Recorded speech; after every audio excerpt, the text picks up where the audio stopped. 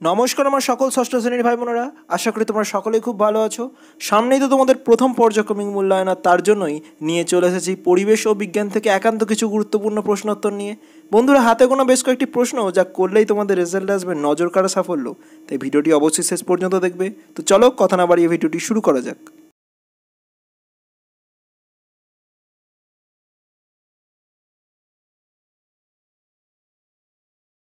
প্রথমে আসি, দেখো, এক কথায় উত্তর দাও, প্রতিটির মান 1। প্রথম প্রশ্ন, মানুষের দেহে বসবাসকারী একটি পরজীবীর নাম লেখো। সঠিক উত্তর উকুন।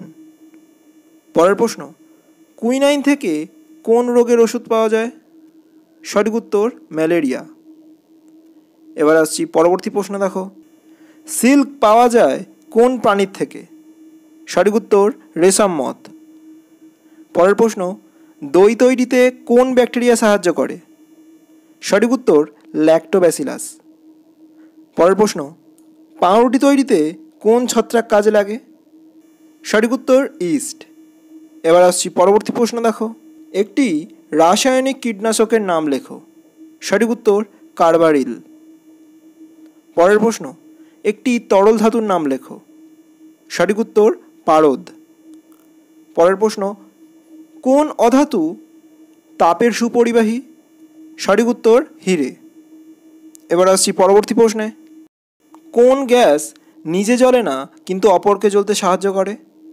সঠিক উত্তর অক্সিজেন। পরের প্রশ্ন, ম্যাগনেসিয়ামের চিহ্ন কী? সঠিক উত্তর Mg। পরের প্রশ্ন, অ্যামোনিয়ার সংকেত লেখো। সঠিক উত্তর NH3। এবার আসছি পরবর্তী প্রশ্ন, দেখো, সামুদ্রিক মাছের যকৃতে কোন ভিটামিন থাকে? সঠিক উত্তর ভিটামিন A ও D। পরের প্রশ্ন, যক্ষ্মার জীবাণু কোথায় বাসা বাঁধে? সঠিক উত্তর ফুসফুসে ও হাড়ে। পরের প্রশ্ন, পরাগ মিলনে সাহায্য করে এমন দুটি প্রাণীর নাম লেখো। সঠিক উত্তর প্রজাপতি ও মৌমাছি। রজন কোথা থেকে পাওয়া যায়? সঠিক উত্তর শাল গাছের আঠা থেকে। পরের প্রশ্ন, হানিডিউ কি? সঠিক উত্তর জাপ পোকার শর্করা সমৃদ্ধ বর্জ্যকেই হানিডিউ বলে। পরের প্রশ্ন, একটি ভৌত পরিবর্তনের উদাহরণ দাও। সঠিক উত্তর বরফ গলে জল হওয়া। এবার আসছি পরবর্তী প্রশ্ন, দেখো, কোন অধাতু তাপ ও তড়িতের সুপরিবাহী? সঠিক উত্তর গ্রাফাইট। পরের প্রশ্ন, সোডিয়ামের ল্যাটিন নাম কি? সঠিক উত্তর ন্যাট্রিয়াম। পরের প্রশ্ন, দ্রবণ থেকে কেলাস তৈরির পদ্ধতিকে কি বলে? সঠিক উত্তর কেলাসন। এবার আসছি পরবর্তী প্রশ্নে, অ্যাজোলার ব্যাকটেরিয়া কোন গ্যাস বেঁধে ফেলতে পারে? সঠিক উত্তর নাইট্রোজেন। পরের প্রশ্ন, একটি তরল অধাতুর নাম লেখো। সঠিক উত্তর ব্রোমিন। পরের প্রশ্ন, একটি রাসায়নিক সারের উদাহরণ দাও। সঠিক উত্তর ইউরিয়া। এবার আসছি পরবর্তী প্রশ্নে, ফিল্টার করার পর প্রাপ্ত তরলকে কি বলে? সঠিক উত্তর পরিশ্রুত। পরের প্রশ্ন, DDT এর পুরো কথা কি? সঠিক উত্তর ডাইক্লোরো ডাইফিনাইল টাইক্লোরো ইথেন। পরের প্রশ্ন, একটি অনভিপ্রেত ঘটনার নাম লেখো। সঠিক উত্তর ভূমিকম্প। এবার আসছি পরবর্তী প্রশ্নে, কার্বন টেট্রাক্লোরাইডের সংকেত কি? সঠিক উত্তর CCl4। পরের প্রশ্ন, হাইড্রোজেনের যোজ্যতা কত? সঠিক উত্তর 1। পরের প্রশ্ন, মিথেনের সংকেত কি? সঠিক উত্তর CH4। এবার আসছি পরবর্তী প্রশ্নে, তামার ল্যাটিন নাম কি? সঠিক উত্তর কিউপ্রাম। পরের প্রশ্ন, কোন ভিটামিন চোখ ভালো রাখতে সাহায্য করে? সঠিক উত্তর ভিটামিন A। পরের প্রশ্ন, একটি রাসায়নিক পরিবর্তনের উদাহরণ দাও। সঠিক উত্তর লোহায় মরচে পড়া।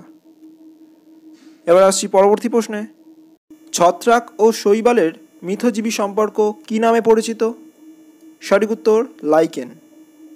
পরের প্রশ্ন, জল কোন কোন মৌল দ্বারা গঠিত? সঠিক উত্তর হাইড্রোজেন ও অক্সিজেন। পরের প্রশ্ন, শীতকালে আমাদের ঠোঁট ফাটে কেন? সঠিক উত্তর শীতকালে বাতাসে জলীয় বাষ্পের পরিমাণ কম থাকে বলে আমাদের ঠোঁটে থাকা জলীয় বাষ্প বাতাস শোষণ করে নেয়, এ কারণে আমাদের ঠোঁট ফেটে যায়। এবার আসছি পরবর্তী ভাগে। সংক্ষিপ্ত বাক্যে উত্তর দাও। প্রতিটি প্রশ্নের মান 2। প্রথম প্রশ্ন, ধাতু ও অধাতুর মধ্যে পার্থক্য উল্লেখ করো।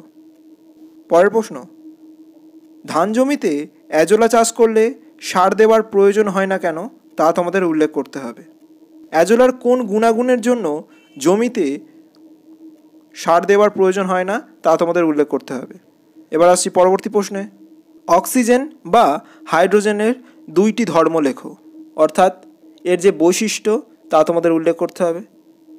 পরের প্রশ্ন, পাউরুটির গায়ে ফুটো থাকে কেন? পরের প্রশ্ন, রেল লাইনের জোরের মুখে ফাঁক রাখা হয় কেন, তা তোমাদের উল্লেখ করতে হবে।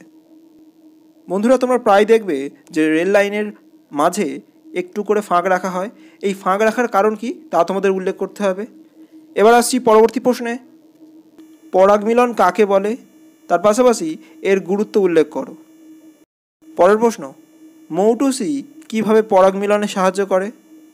পরের প্রশ্ন, ভৌত ও রাসায়নিক পরিবর্তনের মধ্যে 3টি পার্থক্য উল্লেখ করো, অর্থাৎ ভৌত ও রাসায়নিক পরিবর্তনের মধ্যে কোন কোন বিপরীত বৈশিষ্ট্য আমরা লক্ষ্য করে থাকি, সেই সকল বিষয় নিয়েই এর পার্থক্য উল্লেখ করতে হবে তোমাদের।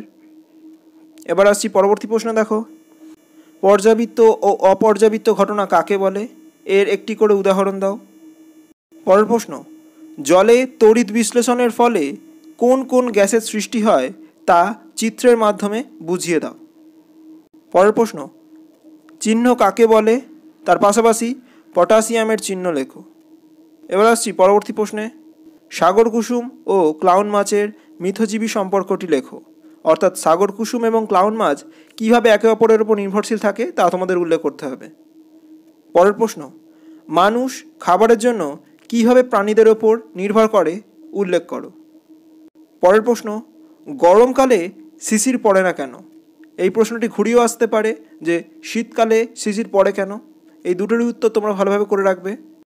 এবার আসছি পরবর্তী প্রশ্নে। সদ্য কাটা আপেলে খোলা হাওয়ায় রাখলে বাদামি ছোপ ধরে কেন, কারণ উল্লেখ করো। পরের প্রশ্ন, ভিটামিন এ ও ডি এর কাজ উল্লেখ করো, অর্থাৎ আমাদের দেহে কোন কোন কাজে ভিটামিন এ ও ডি সাহায্য করে, তা তোমাদের লিখতে হবে। পরের প্রশ্ন, নুন জলের দ্রবণ থেকে নুনকে পৃথক করার পদ্ধতিটি কি, তা সংক্ষেপে আলোচনা করো, অর্থাৎ কোন পদ্ধতিতে একটি নুন জলের দ্রবণ থেকে নুনকে পৃথক করা যাবে, তা তোমাদের লিখতে হবে। আজ এ পর্যন্তই বন্ধুরা। ভিডিওটি ভালো লাগলে অবশ্যই একটি লাইক করে দিও, আর নিজেদের বন্ধুদের মধ্যে যতটা পারো ভিডিওটি শেয়ার করে দাও। চ্যানেলে নতুন হলে সাবস্ক্রাইব করতে কিন্তু একদম ভুলবে না। দেখা হচ্ছে পরের ভিডিওয়, ততক্ষণ সুস্থ থেকো, সাথে থেকো। নমস্কার।